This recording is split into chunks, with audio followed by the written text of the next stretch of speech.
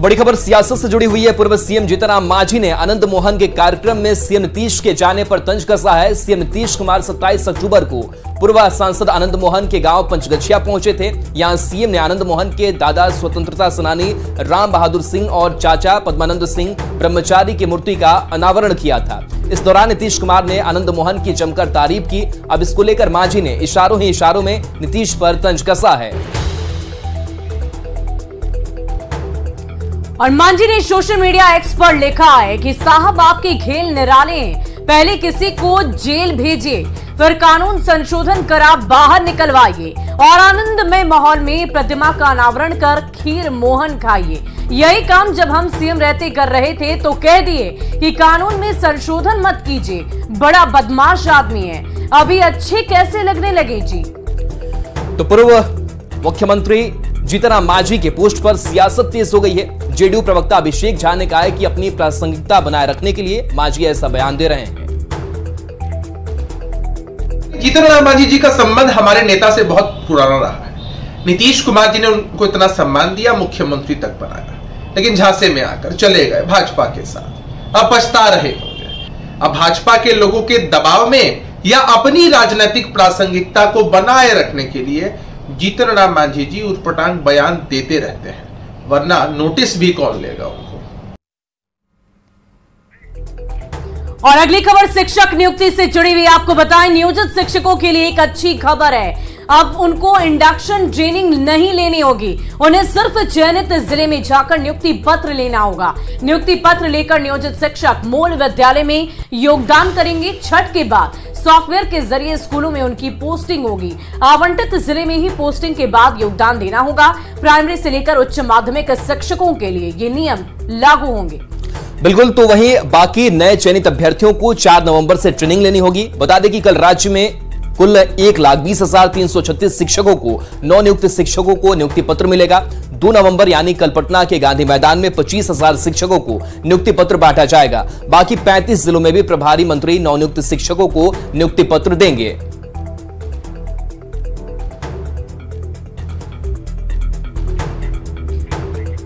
और इसी बीच राजधानी पटना से आपको बड़ी खबर बताएं, गांधी मैदान में प्रवेश पर रोक लगा दी गई है। शाम 4 बजे से आम लोगों के आने जाने पर यह रोक लगाई गई है। दरअसल कल गांधी मैदान में शिक्षकों को नियुक्ति पत्र का वितरण किया जाएगा और मुख्यमंत्री नीतीश कुमार भी 3 बजे कार्यक्रम में हिस्सा लेने के लिए पहुंचेंगे। 25,000 नवनियुक्त शिक्षकों को वो अपने हाथों से पत्रों का वितरण करेंगे। कार्यक्रम खत्म होने के बाद प्रवेश की अनुमति आम लोगों को मिलेगी। राजधानी पटना से ये बड़ी जानकारी आपको दे रहे हैं। गांधी मैदान में आम लोगों के आने जाने पर फिलहाल रोक लगा दी गई है। शाम 4 बजे से प्रवेश पर रोक रहेगी। बड़ी खबर राजधानी पटना से, कल नियुक्ति पत्र का वितरण किया जाएगा और जैसे ही नियुक्ति पत्र का वितरण हो जाएगा, कार्यक्रम की समाप्ति होगी। उसके बाद आम लोग वहां पर आ जा सकते हैं। उनका आवागमन सुचारू रूप से शुरू हो जाएगा। पटना से ये बड़ी जानकारी। और चुनावी साल में बिहार में शिक्षक बहाली का मुद्दा सियासी मुद्दा बनता जा रहा है। जीतनराम मांझी के बाद चिराग पासवान ने भी नियुक्ति प्रक्रिया पर सवाल खड़े कर दिए हैं। लोक जनशक्ति पार्टी राष्ट्रीय के अध्यक्ष चिराग पासवान ने शिक्षक नियुक्ति की प्रक्रिया पर सवाल खड़ा करते हुए बहुत बड़ा आरोप लगा डाला है। तो देखिए, शुभी चिराग ने कहा है कि बैकडोर से शिक्षकों की एंट्री कराई जा रही है और नीतीश अपनी सियासत की खातिर युवाओं का भविष्य दांव पर लगा रहे हैं। वहीं जेडीयू का दावा है कि शिक्षक नियुक्ति में पूरी पारदर्शिता बरती गई। अगर किसी को ऐसा लगता है कि बहाली में गड़बड़ी हुई है तो अदालत का दरवाजा भी खुला हुआ है। तो शिक्षक नियुक्ति को लेकर अलग अलग विपक्ष लगातार आरोप लगा रहा है, तो सत्ता पक्ष के लोग अपनी पीठ थपथपा रहे हैं। नियुक्ति पर अब किसने क्या कहा, ये हम आपको बताएंगे। तो सबसे पहले बात एलजीपीआर के अध्यक्ष चिराग पासवान की। चिराग पासवान ने कहा है कि बैकडोर से शिक्षकों की एंट्री कराई गई। तो देखिए, पूर्व सीएम जीतनराम मांझी का ये बड़ा आरोप है कि फूलपुर के लालच में बिहार के भविष्य का सौदा हुआ। वहीं बीजेपी के प्रदेश अध्यक्ष सम्राट चौधरी ने कहा है कि ये भर्ती प्रक्रिया हंसी का पात्र बनकर महज रह गई है। तो देखिए, जेडीयू ने भी अपनी बात रखी है। जेडीयू के प्रदेश अध्यक्ष उमेश कुशवाहा ने सफाई दी है, शिक्षक बहाली में कोई धांधली नहीं हुई। वहीं जेडीयू सांसद सुनील कुमार पिंटू का ये दावा है कि अगर कोई गड़बड़ी है तो अदालत का दरवाजा खुला हुआ है। तो सीएम नीतीश बीजेपी पर जमकर हमला बोला है। नीतीश ने कहा है कि आज जब बेहतर काम हो रहा है तो इन लोगों को अंड बंड बोलने का आदेश दिया जा रहा है। बीपीएससी की बहाली प्रक्रिया बेहतर तरीके से हुई है। नीतीश ने कहा कल का दिन बड़ा है, जिनको जो बोलना है बोलने दीजिए। आपको बयान सुनाते हैं।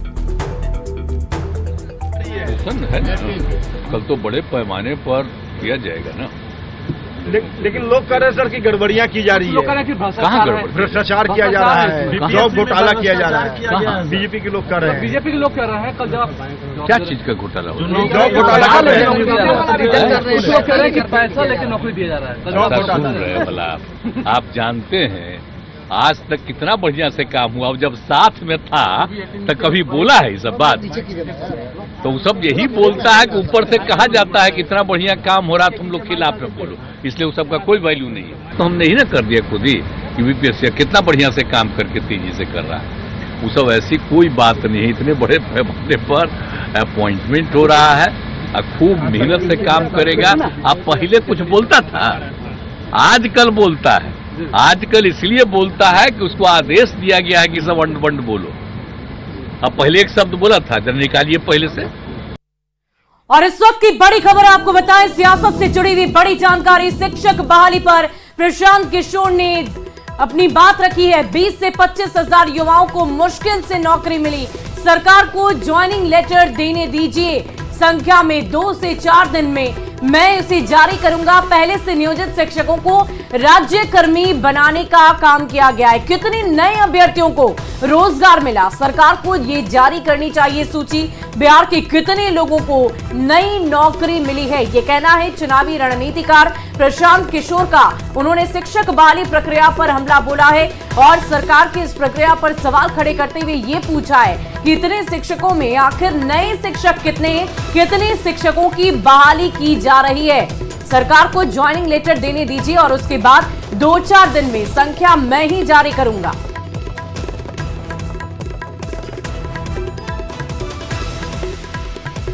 हजार लोगों को नियुक्ति पत्र दिया जा रहा है, तो जो नियुक्ति पत्र दिया जा रहा है वो मिलने दीजिए, लोगों को ज्वाइन करने दीजिए।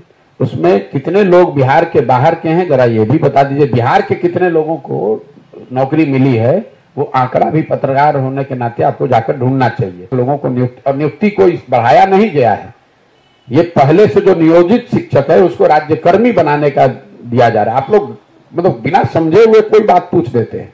इस 1,25,000 में नए लोगों को कितनी नौकरी मिली और उन नए में बिहार के कितने हैं? ये पूरा जो एग्जाम है ये नई नौकरी का नहीं है।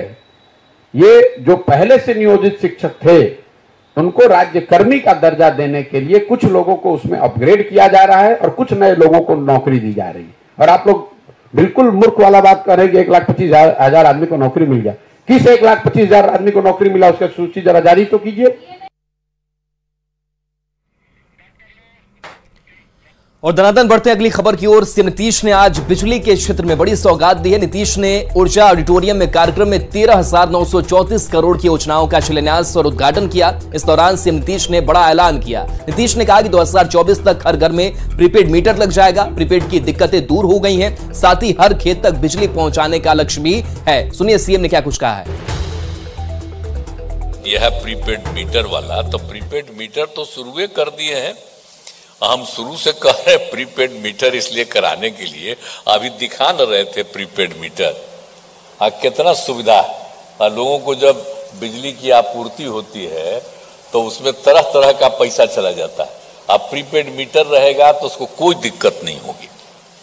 तो इसीलिए हम चाहते हैं कि बहुत तेजी से, अभी हम फिर बगल में बोल रहे थे, अब पिछला बार की मीटिंग में भी कहे कि भाई मेरा बात सुनिए, राज्य सरकार की तरफ से और जितना पैसा की जरूरत होगी वो सब पैसा आपको उपलब्ध करा दिया जाएगा।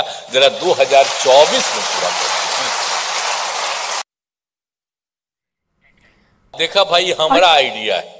और सीएम नीतीश ने आज इशारों ही इशारों में केंद्र पर भी हमला बोला है। नीतीश ने कहा कि देश को बिहार ने मॉडल दिया, लेकिन बिहार की उपलब्धियों को कम करके दिखाया जा रहा है। नीतीश ने पत्रकारों से कहा है कि उनके काम को कम करके दिखाया जा रहा है, जबकि अंड बंड को ज्यादा बढ़ावा दिया जा रहा है। आपको वो भी बयान सुनवाते हैं। भाई हमारा आइडिया है तो ये सब बतवा तो छापे नहीं करिएगा, आई तो छपेगा। अंड बंड जो करते रहता है कि यही करते हैं खाली, वो कौन काम किया है? तो हम लोग जितना कम्मा करते हैं, हम जो भी कुछ बोलते हैं तो आजकल कुछ छाप देता है, तो आजकल तो हम बोलना ही नहीं कुछ चाहते। और देखिए इस बीच बड़ी खबर, बिहार दौरे पर अमित शाह पहुंच रहे हैं। 5 नवंबर को बिहार अमित शाह पहुंच रहे हैं, तो गृह मंत्री का यह दौरा, मुजफ्फरपुर में अमित शाह की रैली होगी। और सबसे खास बात बताएं कि साल 7वीं बार बिहार पहुंच रहे हैं, तो जाहिर सी बात है कि सियासी सरगर्मी जो है वो बढ़ेगी, विपक्ष पर हमलावर नजर आते हैं। तो बिहार दौरे पर एक बार फिर से गृह मंत्री अमित शाह पहुंच रहे हैं। 5 नवंबर वो तारीख होगी जब अमित शाह बिहार दौरे पर पहुंचेंगे। मुजफ्फरपुर में अमित शाह की रैली होगी और इस साल 7वीं बार बिहार अमित शाह पहुंच रहे हैं।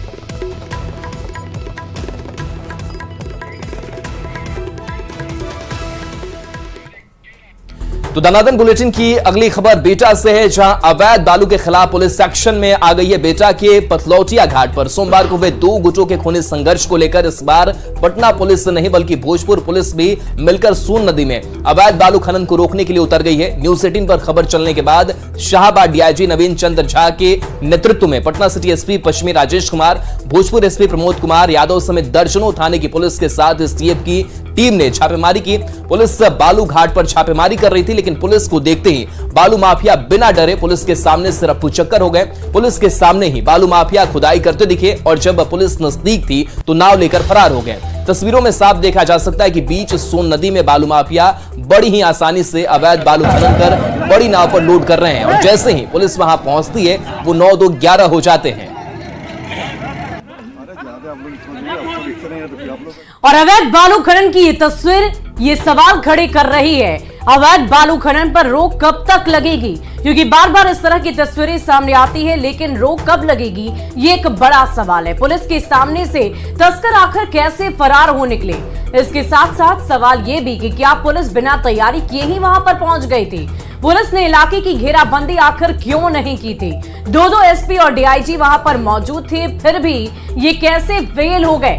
बालू माफियाओं को किसका संरक्षण मिल रहा है, ये भी सवाल उठने लाजमी है।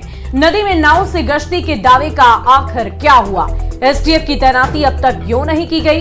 और पुलिस नियमित पेट्रोलिंग क्यों नहीं करती है? दावे तो लाख किए जाते, लेकिन पेट्रोलिंग क्यों नहीं की जाती? क्या पुलिस को गोलीबारी और हत्या का इंतजार रहता है? बालू माफियाओं को हथियार आखिर कहां से मिल रहे हैं? क्या बालू की काली कमाई से हथियार खरीदे जा रहे हैं? तो देखिए अगली खबर जातीय गणना से जुड़ी हुई है। बिहार में जातीय गणना को लेकर जगत गुरु रामभद्राचार्य ने सीएम नीतीश कुमार को जमकर कोसा है। रामभद्राचार्य ने कहा कि हिंदू समाज को जाति में बांटकर कमजोर करने की साजिश की जा रही है। बता दें कि बगहा के रामनगर में 9 दिनों की रामकथा की शुरुआत हुई है। वहीं जगत गुरु रामभद्राचार्य ने ये बात कही है। रामकथा के पहले दिन रामभद्राचार्य ने कहा कि बिहार में समाज में भेद डालने की नीति अपनाई गई है। उन्होंने कहा कि अब नीतीश कुमार और तेजस्वी यादव को कौन समझाए कि ऐसी गलती ना करो। इस देश को जात के आधार पर नहीं बांटो, लेकिन जाति के आधार पर वोट नहीं बटेंगे। अब तो जो काम करेगा उसी को वोट मिलेगा।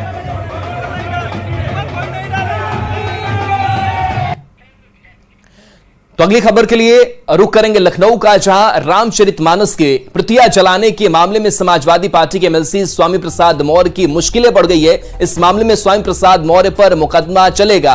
हाईकोर्ट की लखनऊ बेंच ने निचली अदालत में चल रहे मुकदमे को खारिज करने से इनकार कर दिया है। हाईकोर्ट ने कहा है कि पहली नजर में मौर्य के खिलाफ सबूत मौजूद हैं, इसलिए एसपी मौर्य को कोई राहत नहीं दी जा सकती। आपको बता दें कि स्वामी प्रसाद मौर्य के खिलाफ 1 फरवरी 2023 प्रतापगढ़ जिले के सिटी कोतवाली में केस दर्ज किया गया था। स्वामी प्रसाद मौर्य ने प्रतापगढ़ के दर्ज मामले की चार्जशीट खारिज करने की चुनौती भी दी थी और इसी को लेकर मौर्य की तरफ से कहा गया था कि राजनीतिक कारणों से केस दर्ज किया गया है। अब कोर्ट ने स्वामी प्रसाद की याचिका को सिरे से खारिज कर दिया।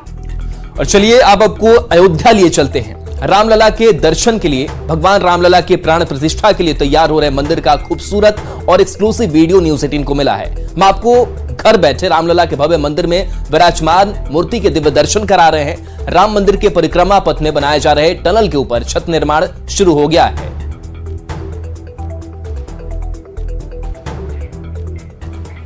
और प्राण प्रतिष्ठा से पहले मंदिर को फाइनल टच दिया जा रहा है। तस्वीरें इस वक्त आपकी टीवी स्क्रीन पर हैं और टीवी पर पहली बार मंदिर निर्माण की ड्रोन शॉट आप देख रहे हैं। मंदिर से दिख रही अयोध्या के आकर्षण का ये स्वरूप इस वक्त आपकी टीवी स्क्रीन पर है। मंदिर का खूबसूरत शिखर निर्माण कार्य पहली बार न्यूज 18 पर हम आपको प्रमुखता से दिखा रहे हैं।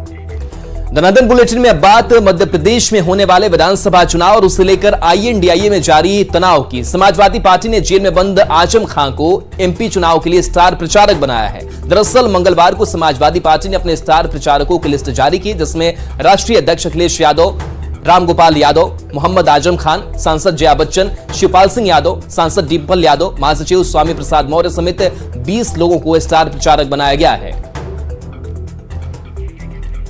और इस लिस्ट में आजम खान का नाम सबसे चौंकाने वाला माना जा रहा है, क्योंकि आजम खान सीतापुर जेल में बंद हैं। अब्दुल्ला आजम के 2 जन्म प्रमाण पत्र के केस में वो सजायाफ्ता कैदी हैं और ऐसे में सवाल तो ये है कि जेल में बंद आजम खान MP में चुनाव प्रचार कैसे करेंगे। राजनीतिक गलियारों में चर्चा जोरों पर है कि समाजवादी पार्टी आजम खान और उनके परिवार को लेकर कांग्रेस के दबाव में भी है। जिस तरह से बीते दिनों अजय राय सीतापुर गए और कई कांग्रेस नेता हरदोई में अब्दुल्ला आजम से मिलने के लिए गए, ऐसे में समाजवादी पार्टी कांग्रेस के हाथ कोई मौका नहीं देना चाहती है। वहीं छत्तीसगढ़ के रण में यूपी के CM योगी आदित्यनाथ की एंट्री होने वाली है। CM योगी छत्तीसगढ़ में चुनाव प्रचार करेंगे। 4 और 5 नवंबर को CM योगी का छत्तीसगढ़ दौरा है। CM योगी बीजेपी के लिए प्रचार करेंगे। बता दें कि 7 नवंबर को पहले चरण के लिए मतदान है।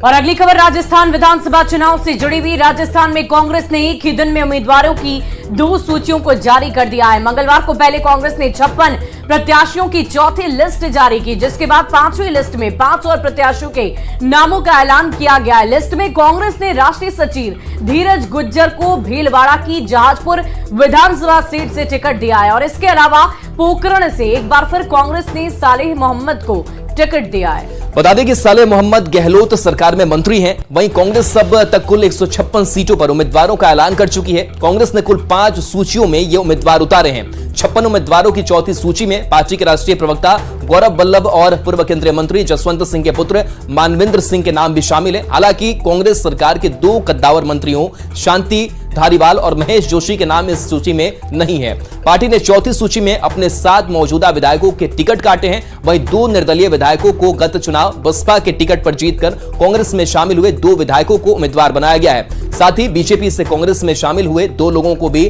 टिकट दिया गया है। इस सूची में 7 महिला उम्मीदवार हैं। और इसी बीच राजधानी रांची से बहुत बड़ी खबर आपको बताएं, हेमंत सरकार को बहुत बड़ा झटका लगा है। एनसीपी विधायक ने वापस अपना समर्थन ले लिया। कमलेश सिंह ने अपना समर्थन वापस ले लिया है। सरकार पर इसका असर नहीं होगा, इसकी चर्चा की जा रही है। अजित पवार गुट में कमलेश सिंह शामिल हैं। हुसैनाबाद को जिला बनाने की वो मांग कर रहे हैं। मांग नहीं माने जाने से नाराज होकर कमलेश सिंह ने अपना समर्थन वापस ले लिया है। तो कमलेश्वर सिंह ने कहा है कि राज्य सरकार को अपनी मांग को लेकर समय दिया गया था। कमलेश्वर सिंह ने कहा कि जब समर्थन देते हैं तो सरकार से कुछ उम्मीद होती है। जब मैं मंत्री था तो 3 प्रखंड का गठन किया गया था। अपने कार्यकाल में हुसैनाबाद को जिला बनाने की पूरी प्रक्रिया पूर्ण कर ली गई थी, लेकिन उस वक्त सरकार गिर गई। 2021 में जिला बनाने का आश्वासन मिला था। अब 2023 खत्म हो रहा है पर जिला का निर्माण हुआ नहीं। और रुक करेंगे अगली खबर का, जो कश्मीर से कश्मीर घाटी में आतंकियों ने लगातार तीसरे दिन मंगलवार को हमला करते हुए उत्तरी कश्मीर के बारामूला में एक हेड कांस्टेबल की हत्या कर दी है। बारामूला जिले के टंगमर्ग में मंगलवार को आतंकवादियों ने पुलिस के हेड कांस्टेबल गुलाम मोहम्मद डार को घर के पास काफी करीब से गोली मार दी। घायल अवस्था में उन्हें इलाज के लिए अस्पताल ले जाया गया, लेकिन उन्होंने वहीं पर दम तोड़ दिया।